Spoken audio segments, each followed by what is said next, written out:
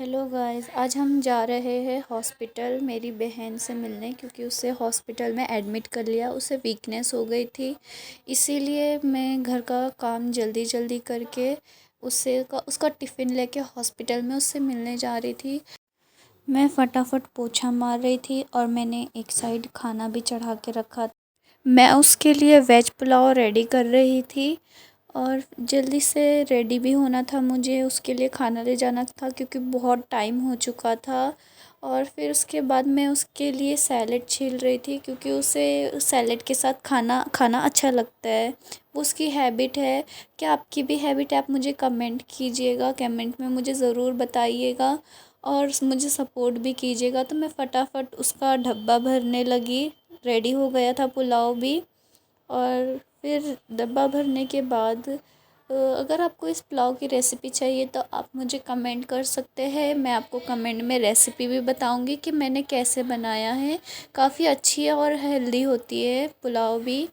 और फिर डब्बा पैक करने के बाद मम्मी मुझे वो डांट रही थी कि तुमने भरने का डाल रही हो, बनाने का नहीं डाला तो फिर कौन देखेगा। मैंने बोला अरे ये ऐसे ही व्लॉग बना रही हूँ, मेरे घर वाले भी हेल्प, मैं अकेले ही वीडियो बना रही थी, मेरे साथ कोई बना भी नहीं रहा था।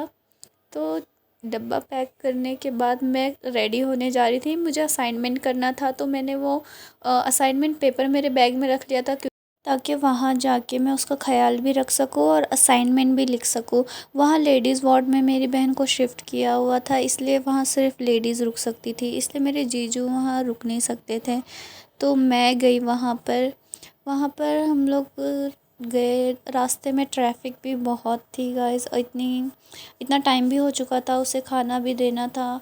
और फिर मैं जाते जाते बस यही प्रे कर रही थी कि उसे डॉक्टर जल्दी से ठीक कर दे और जल्दी से उसे डिस्चार्ज कर दे, वो हेल्दी होकर घर आ जाए। उसे एडमिट होना भी नहीं पसंद है, लेकिन डॉक्टर ने उसे कहा कि बस वो 1-2 दिन के लिए ही उसे हॉस्पिटल में रखेंगे, इसीलिए वो एडमिट हो गई। उसे भी एडमिट होने की से बहुत डर लगता है, लेकिन मेरे जीजू ने बोला कि नहीं, हो जाओ एडमिट, अगर तबीयत ज़्यादा ख़राब हो गई तो ध्यान भी तो रखना पड़ता है, इसीलिए वो एडमिट हो गई। हमारे पहुंचने के बाद हमको पता चला कि उसको अब सोनोग्राफ़ी भी करनी है, तो वो अभी खाना भी नहीं खा सकती थी, इसीलिए वो उनको सोनोग्राफ़ी के लिए लेकर गए और मैं काफ़ी देर तक ऐसे ही बोर बैठी रही।